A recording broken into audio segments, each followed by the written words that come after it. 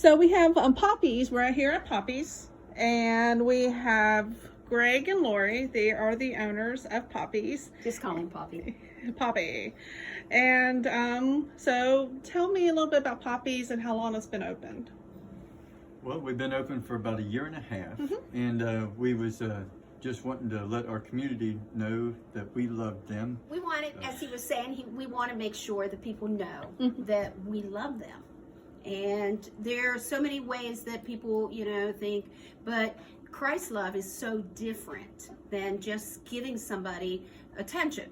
So we want to give them Christ's love, and that means no matter mistakes they've made, because we're both sinners, we're both made a lot of mistakes, and we want people to realize that you're loved, and God loves you. God sent His Son to die on the cross for us, so so He loves us all. Does that do okay? Amen. But we wanted to let our community know that God loves them.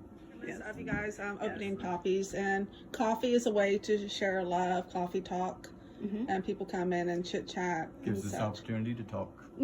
Yes. Yeah. Well, see, I don't like coffee, so that's why we've made milkshakes and frappes and smoothies and all the other stuff.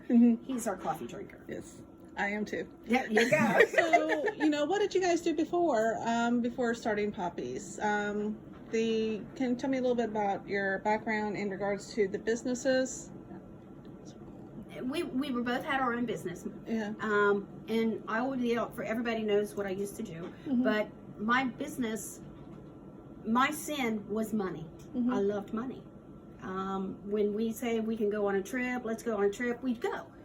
So that is my sin. Everybody has their own, and this is what was holding me back from actually following Christ. So walking away from my old business, it was a move for us because we had our houses paid for, our cars paid for, but that was my sin, and I had to walk away from my old business.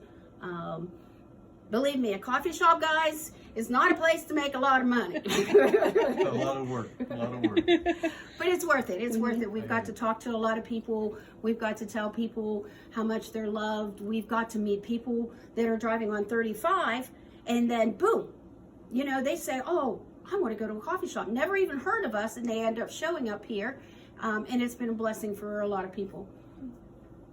Amen. And another thing is, when we started this, we wanted to give to the community. So we started the food pantry. We call them our friends from the street.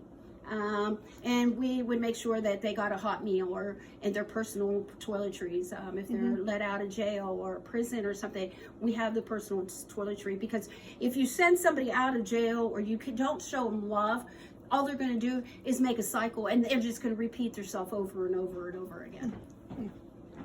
So when can people come in for the food pantry, or just for coffee talk and, We are open 6 days a week, and we have about 12-hour days, 7 to 6:30, Monday through Saturday, and our days run longer usually.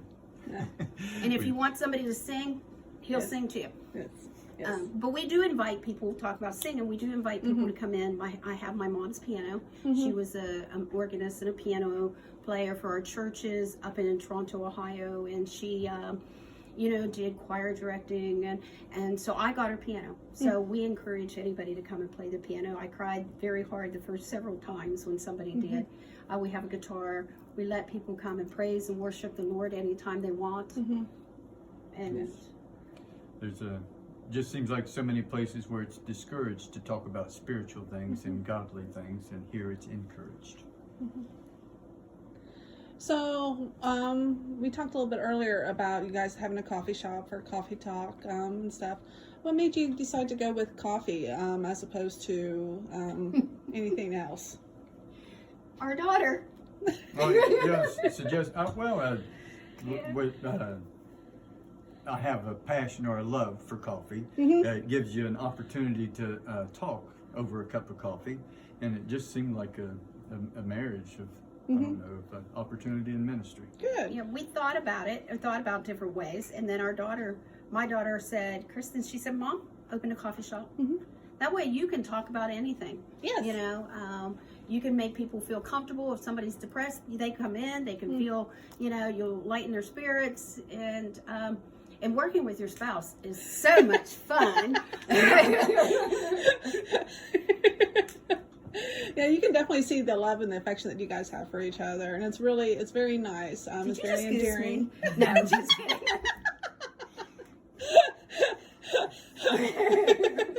So who's the better? You guys have treats, have scones and such, right? So who bakes those? We got we have different bakeries that do it. Like Jennifer Blazer, Terry Wickline. He does the scones. I bake, brownies. I mean, unfortunately, what's funny is I used to do all this when my kids were growing up, and it's just bringing some passion back, and we can't do a whole lot of cooking here, but we do get a lot of our foods from French City Foods over here. So everybody knows about their chicken salad sandwiches and their broccoli cheddar soup. Yes. Amazing. Yes. Yeah, so it's good that you got your businesses helping out to support other small businesses here as well. Local. So it's a big effort to give back to the local community, which is a big thing that what you guys do is help support small businesses, local businesses. You're a big advocate for the local community and everything that we can do as a small town. Yeah, a lot of stuff that we sell on the walls are all consignment. We have people bringing in shirts and cups and wooden, what are they called? Shelves and decorations. Yeah, and wooden stuff. decorations. Memorabilia. Yeah, and then we even let Willa's bookstore bring their stuff in because, everybody's got to work together. And, if we have one business in a town, the town isn't going to bring people into the town, so what we need is lots of businesses support each other, and that way we get more people into the town, and we grow. And it's always interesting whenever I do come in here that I see the other businesses that are patronizing your coffee shop as well. We got Zach and Scotty's, the lady from the Potted Edge, who I'm blanking on her name. There's Lori and Wendy, and then Courtside. They're all amazing neighbors, and even the Mason, right down the corner. They have extra food. They'll donate it for the food pantry and the homeless. Yeah. So you guys have breakfast, lunch, and dinner, right? So is breakfast served all day for those who... Oh, definitely. We're breakfast eaters, okay? If we could have gotten a Waffle House in here and he would have ran it, yes, we could have done that. Breakfast is a main meal every day. Yes, I agree. You can't go wrong with waffles and bacon and pancakes. Oh, sausage Amen. gravy. Sausage gravy and biscuits, yummy. And you have the croissant sandwiches, like you said earlier, the chicken salad, and then you have the cheddar broccoli soup. So right now we're in the middle of the whole pandemic situation that we're going on. But you guys haven't stopped letting yourself be known that you're here to help the community, right? And if anything that I've noticed whenever I come in, I think you've taken this as an opportunity to help share the faith even more so, and help people know that the opportunities and the love of Christ, and you're taking this as an opportunity to just continue to be a blessing. What could be, some would, and in many ways it is a negative thing, but you're turning it into a positive and a blessing for others. Oh yes, we up to date we have 3,985 bags of food that we have donated to all over the community. We have several different churches that drive their vans, like Elizabeth Chapel, Vertical, RCF, Nazarene, New Life Lutheran Church, and we're hoping to get a couple more churches involved so we can go and let them go and get the food out. And none of those people know it's actually from here. We didn't want them to know. We want them, if they want a Bible, if they want to talk to somebody, they've got these ministers and men of the church that will go out and they're showing God's love. Yeah, and it's a great way to turn this issue into a blessing. And for many reasons, it could be a blessing in disguise for a lot of people. They may not have ever been exposed to anything until you guys had that visit. So how do you guys accept donations for the food pantry? Yes. Either monetary donations or food donations, and we prefer food donations because we don't have to shop. Did I say we prefer food donations? So, and we just pass it all straight along to the kids. So. And you guys provide hot meals. You said, I think the Mennonites brought some. Yeah, we've had several wonderful women that'll bake and then bring in, and that way at least they'll get a hot meal for the day if they need. There's been, I know at least women from at least 3 different churches that have brought in hot meals for the homeless and children. So it's been.